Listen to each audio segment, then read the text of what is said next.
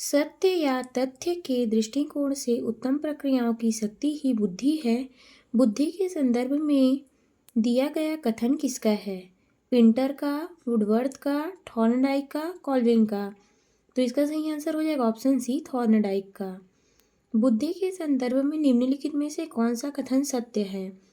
बुद्धि नवीन पर्यावरण के साथ समायोजन की क्षमता है। बुद्धि सीखने की क्षमता है, या कथन सी, बुद्धि अमूर्त चिंतन की योग्यता है। तो इसका सही आंसर हो जाएगा ऑप्शन 4, चारों सही है।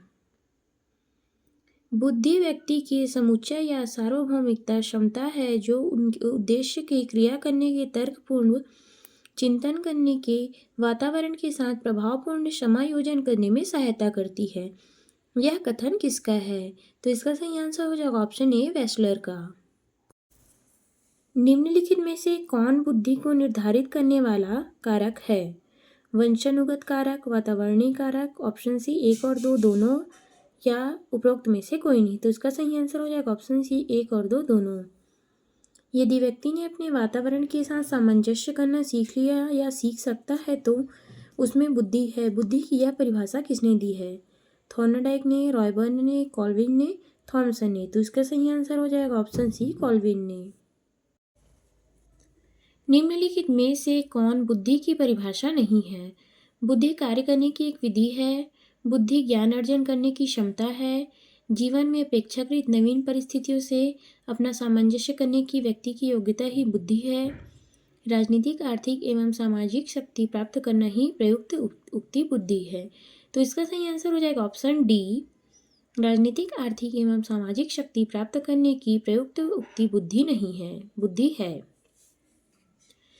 तार्किक गणितीय बुद्धि खाली स्थान से संबंधित है। द्विकारक सिद्धांत, समूह कारक सिद्धांत, पदानुक्रमिक सिद्धांत, बहुविधि सिद्धांत। तो इसका सही आंसर हो जाएगा ऑप्शन डी, बहुविधि सिद्धांत। बुद्धि का एक कारक सिद्धांत निम्नलिखित में से किसने दिया है? बीने ने, टर्मर ने, गार्डनर ने, किम्बल ने। तो इसका सही आंसर हो जाएगा ऑप्शन 4, ऑप्शन ए, बीने ने।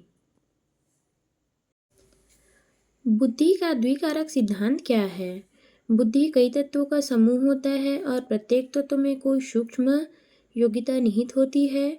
कुछ मानसिक क्रियाओं में एक प्रमुख तत्व सामान्य रूप से विद्यमान होता है जो उन क्रियाओं में कई ग्रुप से होते हैं। उनमें अपना एक प्रमुख तत्व होता है।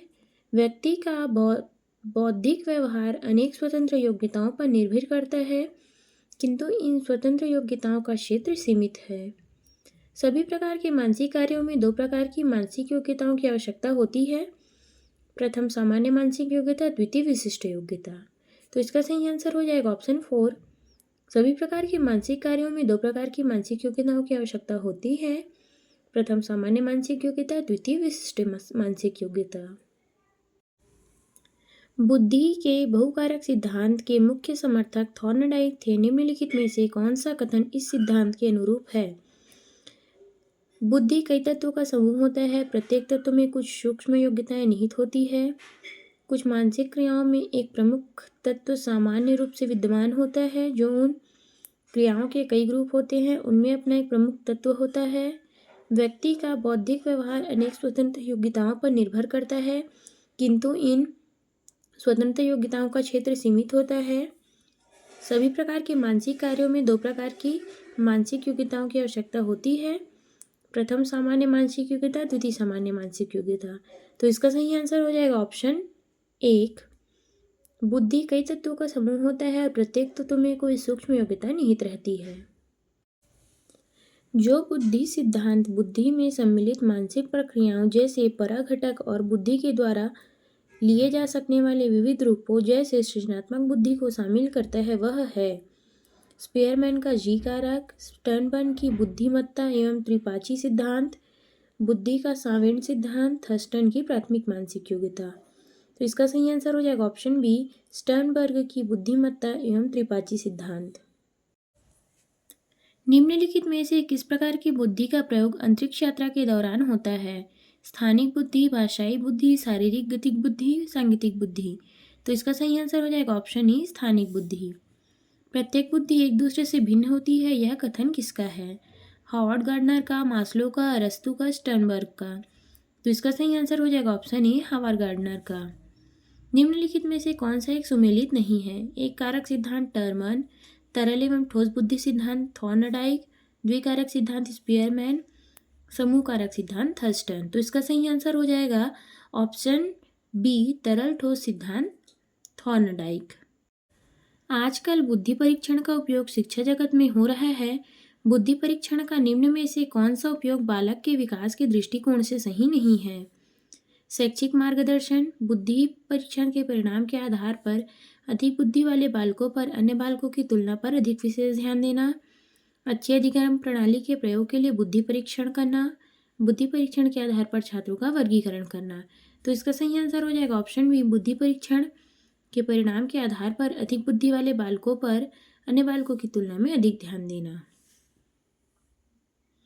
बुद्धि लाभ प्राप्त करने हेतु सही सूत्र क्या है? तो इसका सही आंसर हो जाएगा ऑप्शन ए मानसिक आयु बटा कालानुक्रमिक आयु गुणा 100। फ्रांसीसी मनोवैज्ञानिक अल्फ्रेड बिने एवं उनके साथी साइमन ने बुद्धि के मापन के आधार पर किसे सर्वाधिक उपयुक्त पाया? बच्चों की रुचि को, बच्चों के निर्णय स्मृति एवं तर्क आंकिक जैसे मानसिक कार्यों को, बच्चों की शारीरिक क्षमता को, उपरोक्त में से कोई नहीं। तो इसका सही आंसर हो जाएगा ऑप्शन बी बच्चों के निर्णय स्मृति तर्क एवं आंकिक मानसिक कार्यों को। यदि किसी बालक की मानसिक आयु 12 वर्ष एवं वास्तविक आयु 10 वर्ष हो तो उनकी बुद्धि लब्धांक क्या होगी? तो इसका सही आंसर हो जाएगा ऑप्शन 120। आप 8वीं कक्षा के अध्यापक हैं। आप इस कक्षा में एक छात्र का बुद्धि लब्धांक 130 है। तो इसका अर्थ है कि वह मंद बुद्धि है, औसत बुद्धि है, अतिश्रेष्ठ बुद्धि है, सामान्य बुद्धि है। तो इसका सही आंसर हो जाएगा ऑप्शन सी अतिश्रेष्ठ बुद्धि है।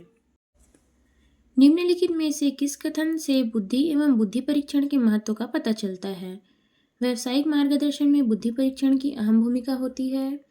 बुद्धि परीक्षणों के द्वारा प्रत्येक छात्र की सही उन्नति के मार्ग को प्रशस्त किया जाता है। अनुसंधान के विभिन्न घटकों का चयन करना आसान होता है तो बुद्धि के आधार पर कम से कम एक त्रुटि हो। तो इसका सही आंसर हो जाएगा तीनों कथन सही है। एक शिक्षिका अपने शिक्षार्थियों की विभिन्न अधिगम शैलियों को संतुष्ट करने के लिए वैविध्यपूर्ण कार्यों का उपयोग करती है। वह खालिस्तान से प्रभावित है। पियाजे के संज्ञानात्मक विकास का सिद्धांत, कोलबर्ग के नैतिक विकास का सिद्धांत, गार्डनर के बहुबुद्धि सिद्धांत, वाइगोत्स्की के सामाजिक सांस्कृतिक सिद्धांत। तो इसका सही आंसर हो जाएगा ऑप्शन सी गार्डनर के बहुबुद्धि सिद्धांत। बुद्धि लब्धांक सामान्यतः खालिस्तान रूप में शैक्षणिक निष्पादन के रूप में संबंधित होते हैं। मध्यम, कम से कम, पूर्ण, उच्च। तो इसका सही आंसर हो जाएगा ऑप्शन 4 उच्च। 16 वर्षीय बच्चा बुद्धि लब्धि परीक्षण में 75 अंक प्राप्त करता है। उसकी मानसिक आयु कितनी होगी? 15, 12, 8, 14। तो इसका सही आंसर हो जाएगा ऑप्शन बी 12। खालिस्तान के अतिरिक्त बुद्धि के निम्नलिखित पक्षों को स्टर्नबर्ग के त्रितल सिद्धांत के द्वारा संबोधित किया गया है। संदर्भगत, अवयवभूत, सामाजिक, अनुभाविक। तो इसका सही आंसर हो जाएगा ऑप्शन सी सामाजिक। हावर्ड गार्डनर की बुद्धि के सिद्धांत खालिस्तान पर बल देता है।